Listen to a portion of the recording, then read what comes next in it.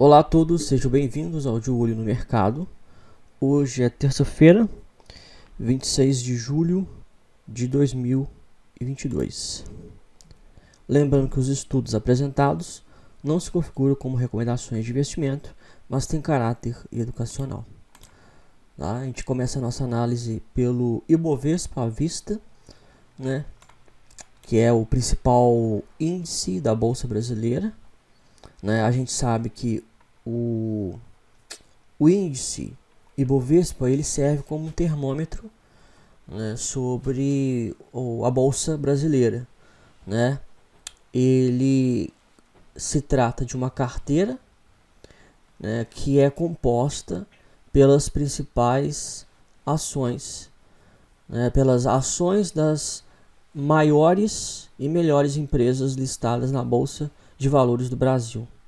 Tá? Com isso, a gente tem aí uma ideia sobre é um termômetro financeiro, né? Um termômetro sobre a economia, o mercado, tá? E também, né, o Ibovespa, o índice, ele acaba servindo também como referência para investimentos. Né? Ele serve como referência para os ETFs, como o BOVA11, por exemplo, que tem o comportamento do índice, né, atrelado ao ETF. Tá? Então, dessa forma, você consegue investir nas melhores empresas, tá? Através de um único investimento. Né? Porque os custos de você investir em várias ações, né, são mais de 70 ações, seriam altos. Né? Você teria que ter muito dinheiro e você ia gastar com muita corretagem, etc. E aí, você investindo através de um ETF, você não tem todos esses custos e você investe, né, num produto de investimento que está ligado aí às melhores e maiores empresas. Né? O Ibovespa, nós temos aqui o gráfico diário na esquerda, o semanal na direita, onde no gráfico diário a gente vê que os preços atingiram essa mesma região de 101.434 pontos por pelo menos aí, ó, umas 5 vezes, né? Se tratando, portanto, de uma região de resistência fixa importante, né?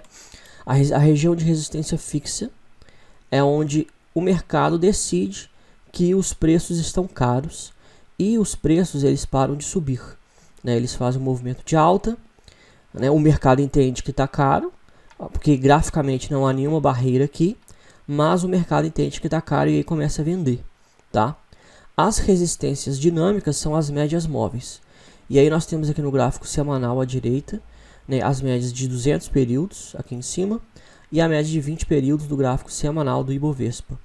Elas sim são resistências dinâmicas, né, que estão aí, ó, na região de 104.549 pontos e 107.447 pontos. Tá? O índice Ibovespa no semanal ele ainda está em tendência de baixa, médias móveis viradas para baixo, banda de Bollinger inferior sendo empurrada pelos preços. No DMI, o DI- acima do DI+, e o ADX, que mede a força da tendência, está subindo. E o MACD está baixista, com o histograma formado a partir do eixo 0 para baixo. No gráfico diário, nós estamos numa lateralização, porque os preços tentaram romper essa região de resistência, não conseguiram. Tá? Então, os preços estão tecnicamente em movimento lateral. Como eu falei do ETF, então vamos aqui para o BOVA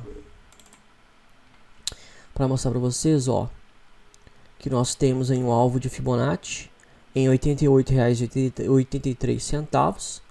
Né? Olha só, o ETF está o último preço dele de negociação foi a R$ 96,15, né? E este é um instrumento financeiro. Você vai lá e você compra um ETF, um BOVA11 custa R$ 96,15. Ao gastar R$ 96,15, você compra uma cesta de ações. Tá? É uma lista muito grande de ações que você compra de maneira indireta através deste ativo, né? Que é o ETF BOVA11, ok? Vamos para o mini índice, né? O mini índice futuro. Ele tem a mesma característica, né? Esse aqui é o mercado futuro, o Ibovespa lá era o mercado à vista.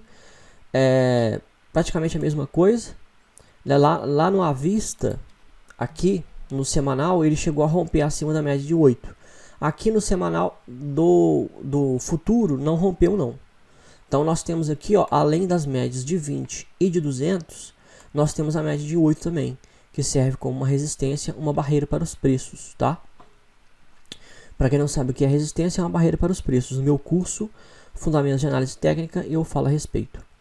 E aí, o esperado, já que o DI- está bastante afastado do DI+, é que os preços corrijam até a média ou de 8 ou de 20 e voltem a cair, tá? Mas a gente precisa esperar esse encontro dos preços com a média, que foi o que aconteceu aqui no semanal, e a reação do mercado. Tem que esperar um novo candle ser formado, né? Depois que toca as médias móveis. Então é isso. No gráfico diário, ele está também em movimento lateral, né? Ele acabou de romper acima da média, mas a gente não faz uma leitura de oportunidade de compra se os preços romperem acima da média de 20, tá? Do gráfico diário, porque eu sempre falo, né, que a média móvel de 20 períodos ela é a grande fronteira, né, entre os movimentos baixistas e altistas. Só que ela por si só e única e exclusivamente não serve como parâmetro para trade, tá? Não quer dizer que rompeu acima da média de 20, compra, e rompeu abaixo, vende. Não é assim. E o ideal também é que o gráfico diário e o semanal estejam alinhados. Então, assim, as pessoas acham, grande parte das pessoas, e até quem estuda análise técnica, análise gráfica, acha que pelo fato da gente olhar gráfico, a gente toma decisão todo dia, né? Errado. Você toma decisão quando os gráficos estão totalmente alinhados, né? Você vê aí, ó, o Warren Buffett, né? O cara tem uma média de 30% ao ano de lucro, né? E ele tem uma média aí, ó, tem vezes que ele ficou nos 20 primeiros anos que ele se associou ao Charlie Munger, né? E ele estava já administrando a Berkshire Hathaway. Eles tomavam uma decisão de investimento a cada 4 anos, tá? Então, assim, só isso eu conto essa história real lá do Buffett, só para te mostrar que o cara que tem sucesso na bolsa não é aquele que fica entrando e saindo toda hora, mas aquele que sabe entrar no momento certo, tá? Então é isso, porque a maioria das pessoas, quando elas vêm, né, se tornam meus alunos, acompanham meus conteúdos, etc., né, obviamente, os grandes disseminadores da análise gráfica são as corretoras, né, são assessores de investimento. É um pessoal que quer que você gire, tá? Porque eles utilizam a análise gráfica como um instrumento de girar a carteira. Girar quer dizer você ficar comprando e vendendo. Então o cara vai lá e fala, ó, compre Vale essa semana. Você pode ver que as corretoras, elas têm as carteiras semanais, as carteiras mensais. Isso é para querer induzir, né, os clientes a comprar e venderem, né? Por exemplo, eu vi ontem, né, uma reportagem falando que essa semana o papel mais recomendado é Vale. É Vale. De todas as corretoras, é Vale, tá? Beleza, vamos olhar o gráfico de Vale. Vale está em tendência de baixa, tanto no gráfico diário.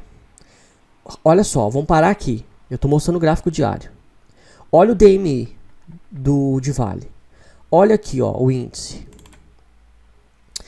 No DMI, o DI+ já está acima do DI-. E nem por isso, nem pelo fato do preço ter rompido acima da média de 20 e o DI+ ter rompido acima, a gente lê que é compra. Porque tem que formar um pivô de alta, tá? Agora aqui, em Vale, não apenas no gráfico semanal, nós estamos em tendência de baixa, ó. Preços em queda, médias viradas para baixo, banda de Bollinger inferior sendo empurrada. No DMI, DI- acima de DI+, ADX subindo e o MACD baixista. Tudo completamente alinhado. Vários indicadores, várias ferramentas gráficas, tudo completamente alinhado em tendência de baixa. Aqui no gráfico diário, o DI- ainda está acima do DI+. O preço ainda está abaixo da média de 20. Ele não rompeu a principal fronteira. E as corretoras estão mandando as pessoas comprarem Vale essa semana. Tá? Então, assim, eu acho que tinha que pegar a recomendação desses caras, pegar o gráfico, pegar a literatura, mostrar que a literatura técnica mostra que não é compra, é venda, e, sei lá, processar esses caras na CVM, na APMEC, tentar alguma coisa assim na justiça, porque é assim, é uma má fé tão grande, porque se você pega a análise gráfica e você pega todo o conhecimento, o corpo de conhecimento da análise gráfica, sabe, o básico, e você vê que os caras, eles negligenciam todo o corpo de conhecimento. Então, assim, o que adianta o cara ter um CNPI, ter lá a certificação lá do CNPI, é só mesmo para dar dinheiro para a APMEC, trimestralmente, quase R$300 lá, pela última vez que eu vi. Né, o cara que analisa tem que dar quase R$300 todo mês para a APMEC, que é a Associação dos Profissionais de Investimento do Mercado Financeiro, né, que é a associação que tem a prova da certificação, que vale, na prática, para nada. Não há fiscalização, porque eu tenho uma informação aqui, ó, básica, evidente. Os caras estão mandando comprar Vale. Tá? E aí, se eu fosse um analista de corretora, é claro, né, eu já teria sido demitido há muito tempo. Porque a corretora ia falar, manda os caras comprar Vale. Eu ia falar, olha, gente, o gráfico está mandando vender. Ou, no mínimo, fazer nada. Não está mandando comprar. Mas o gráfico está mandando é porque existe todo um corpo de conhecimento. Então, assim, no mercado financeiro, o mercado financeiro ele é cheio de conflitos de interesse, tá? Identifique os conflitos de interesse que há no mercado financeiro. Então, a maioria das pessoas vem acessar meus conteúdos, né? Né, os caras têm o costume de ficar girando carteira em corretora, né? Fica girando carteira, achando que isso vai fazer ganhar dinheiro. E os caras não estão ganhando dinheiro. Eu já fiz várias enquetes. Ano passado, 60% de todas as pessoas que eram tanto os meus alunos quanto o pessoal que não era, os que não eram meus alunos, perderam dinheiro no ano passado. Eu fiz uma enquete na virada do ano, né? Identifiquei que quem é meu aluno não estava seguindo os meus cursos, né? Toda a parte técnica de swing trade não estava e estava perdendo dinheiro. Por quê? Porque o cara prefere ir lá no portal tal, na corretora tal, não sei o que lá tal, e seguir a cabeça dos caras. E aí leva tinta mesmo, tá? Leva tinta. E aí fica perdendo dinheiro e acha que, né, o povo tem que fazer milagre, né? Então, por exemplo, o dólar, né? Se você for lá na página do G1 da Globo, você vai ver lá, dólar tem a maior queda em 5 meses, um negócio assim. Eu li hoje ou ontem, né? E aí o pessoal já acha que é para vender dólar. E aí você que sabe ler gráfico, ou pelo menos deveria saber ler gráfico, né? Se você já me acompanha, assiste esse meu vídeo toda semana, pelo menos um dia, você vê que, né, olha só, o dólar no gráfico semanal, ele não reverteu ainda, né? Ele perdeu a média de 20 do gráfico diário? Perdeu. Tá, mas tem a média de 8 aqui, ó, do gráfico semanal, tem a média de 200 e tem a média de 20. O DI+ está muito acima do DI-. E a banda de Bollinger superior está sendo empurrada para cima. Então, no gráfico semanal, ele continua mostrando tendência de alta. A tendência, ela não é revertida por conta da queda de 1, de 2 ou até de 3 semanas. Tá? Não é revertida. Você pode ver que a última queda consecutiva que teve de 3 semanas, os preços caíram, formaram um fundo duplo e voltaram a subir rompendo o topo anterior, que era isso aqui, tá? Então é isso, você tem que ter paciência. Os grandes movimentos, eles não são efetuados a curto prazo, tá? Você não vai conseguir tomar uma decisão de investimento, uma decisão de um trade, um swing trade, uma boa decisão baseada nessa oscilação louca diária aqui, ó. Porque tem muito fundo, né? Tem muito hedge fund que vem aqui, ó, e os caras enchem a mão, criando ruídos, tá? Criando ruídos, ou seja, eles provocam determinadas oscilações do preço para que os sardinhas, as pessoas físicas, sejam estopados e aí os preços voltem e eles pegam aí toda a fatia de lucro do mercado, tá? Então é isso. Para você ter sucesso na bolsa de valores, operando swing trade, você precisa conseguir identificar conflitos de interesse por parte de quem está te ensinando, supostamente te ensinando, te assessorando, te aconselhando, ou seja lá o que for. Você tem que analisar o conflito de interesse, né? Se o cara é assessor de investimentos, nada contra, né? Tem muito cara fera por aí.